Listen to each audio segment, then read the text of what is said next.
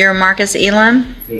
And Mr. Elam was previously in court, pled true to counts 1 through 7 in a motion to revoke unadjudicated probation, on probation for burglary of a habitation. I've received an updated pre-sentence report. Has everyone had an opportunity to review that report? I have not. Are there any additions or corrections to the report? No, nothing's been finished. And it was unagreed. Mr. Hey Race, the real question every judge quietly asks in moments like "Is probation a second chance or just a delayed sentence?" Marcus isn't being judged on one mistake, he's being judged on a pattern. Lewis, you may procead. Judge, this is a situation where it's no doubt that Mr. Elam made several mistakes while he was on his probation, not following up on his obligations. After speaking with him, he's been in custody this length of time here. He is definitely, from what he's telling me, willing and wanting to comply with the court's orders, and feels as though he could successfully complete this probation if given that opportunity. He understands that his mistakes, has definitely been costly and put him in this decision. He understands that's totally on top of him, and of course he would like to address the court as well as far as his plans for the future, Judge. All right, go ahead. Yes, ma'am. I'm sorry for my actions that I did when I was on probation. And if you really For the young people to keep coming in here with often for the young people to keep coming in here with often to keep coming in here And Judge, with often. This part matters more than it sounds. A probation report isn't just paperwork, it's the lens the judge sees the defendant through. One missing detail can tip the scale from rehab to prison. Judge, if I may, one of the biggest issues I explained and talked to Mr. Elam about was him not reporting like he was supposed to do over that span of time. And he expressed to me that at that time he was dealing with the death of his grandmother, as far as I think she was a big part of his support system. He does have, I've been in contact, several members of his family have contacted me about him, so he does have a support system that's there. I think she was a big part of it. And after she passed away, I think he kind of went astray at that point, my understanding, Judge.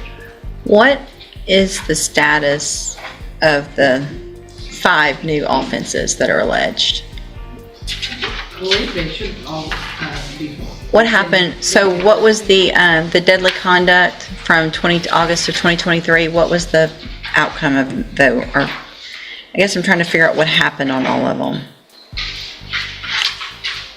My understanding, Judge, is he has cases that are pending in misdemeanor court, but nothing here, Judge, that's been accepted as any additional. I mean, he pled true to the deadly conduct, discharging a firearm, from August 16th of 2023. Anna, can you tell? I'm sorry, Judge, I didn't look him up after he pled true. I know. I just want to know if I want to know that. I want to know the evading, the failure to ID from February of this year. I want to know what the status of everything is. I know those are still pending. He hasn't gone to court on those yet, right? Right. Next door. Candy color. Mainly the August 16th, 2023 offense dates are the 2 deadly conducts. I want to know what the status of those are.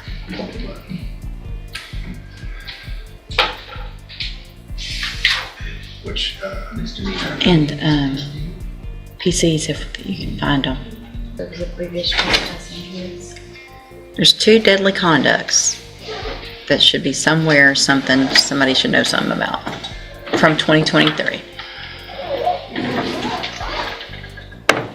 There was an obstruction in 2023 that was dismissed. birthday joke.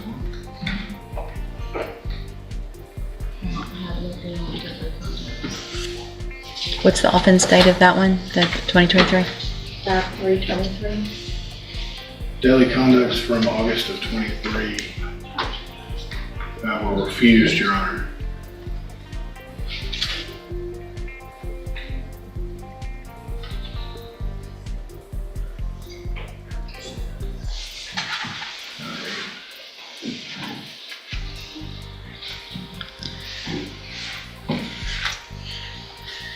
Do you have any, I guess if they were refused, you don't have any documentation or a PC I might or? be able to see a reason, Your Honor, for the refusal. I'm gonna pull that up right now. Thank you.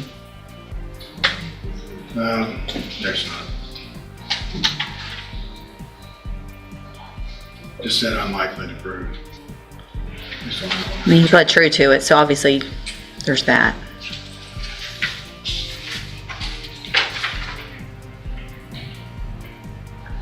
All right, Ms. Malfino, what's the state's position?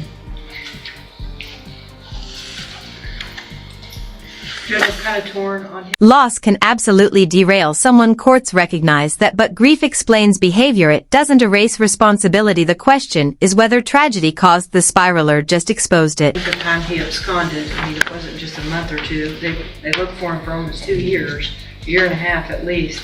And in that interim time period, regardless of them having been filed or refused or whatnot by the intake division, he has pled true to at least the court standard of having committed all of those new offenses while on probation. Although he has no felony convictions, it looks to me like you ordered him to ISF cognitive in 23.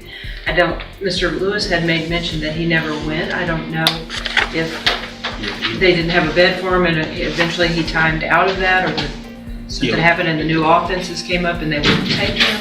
I think when he had the prior MTRP, I don't know if it was at the new case or a prior MTRP, I'm not sure, but ISF was ordered, but at some point, I guess after he timed out or something because he was released from the jail. Do you have a record of that?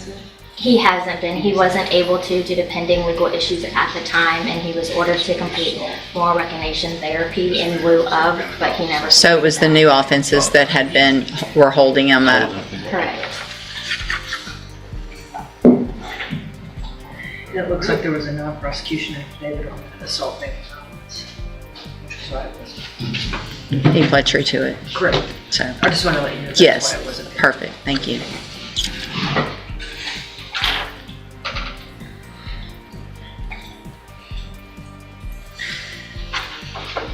So this is this.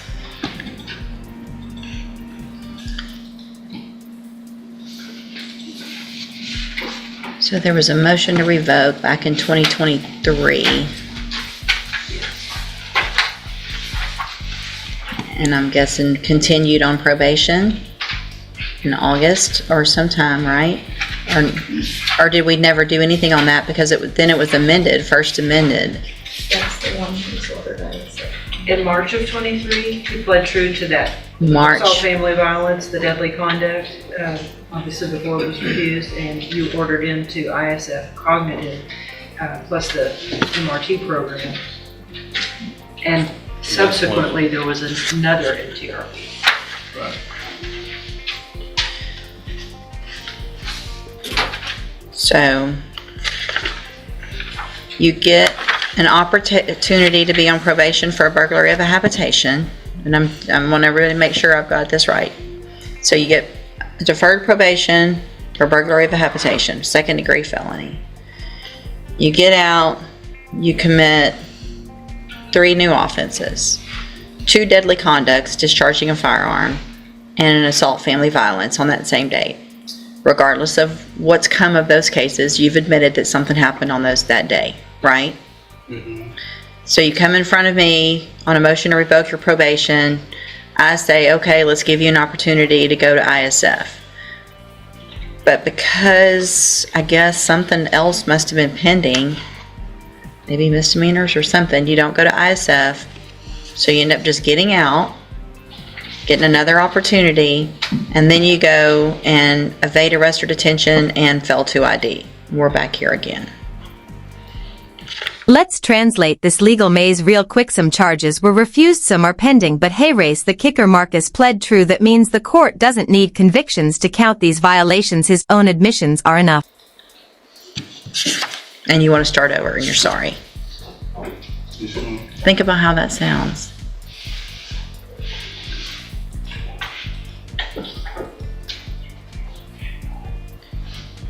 And you just quit going for 2 years, a year and a half, year and 7 months.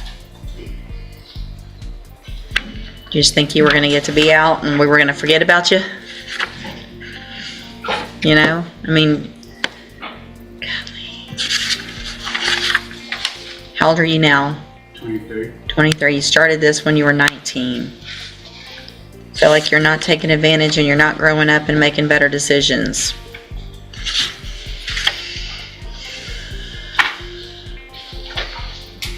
And I think Ms. Faiza has tried to work with him when he would show up to work with her, so, I mean, I don't object to revocation judges and any opportunities that we give them. I mean, I don't know that it makes sense for me to do anything else. And it's just so frustrating, honestly, for me, for the young people to keep coming in here. Loss can absolutely derail someone. Courts recognize that, but grief explains behavior. It doesn't erase responsibility. The question is whether tragedy caused the spiral or just exposed it. That have to do with shooting. While you're on probation for a felony, you're shooting. Then you get out again and you violate again and you take off. So I can't give you a fourth shot. That you've had your shots. I'm going to find that you entered your pleas of true to counts 1 through 7 freely and voluntarily. Find those counts true. Find sufficient evidence to find you guilty, and at this time find you guilty of burglary of a habitation. I'm going to sentence you to a term of 6 years in the institutional division of the Texas Department of Corrections. You will receive credit on that sentence for any time that you've been in custody that the law gives you the right to receive. I'm going to hand you the trial court certification that shows this was not an agreement. You need to sign that and you'll get a copy of it. You do have some rights to appeal. You can talk to Mr. Lewis about that. I'm also handing you a written admonishment regarding your ineligibility to possess a firearm or ammunition. Because of the judgment entered against you, you're ineligible under Texas law to possess a firearm or ammunition. Possession of a firearm or ammunition could lead to charges against you. Firearm is a legal term, and you should read the written admonishment I provide you to see what devices qualify as a firearm. If you have questions about the laws that make you ineligible to possess a firearm or ammunition, or about how long that lasts, you can talk to Mr. Lewis. Good luck to you. You can go back with the bailiff. Let's translate this legal maze real quick. Some charges were refused, some are pending, but hey, race the kicker, Marcus pled true. That means the court doesn't need convictions to count these violations. His own admiss.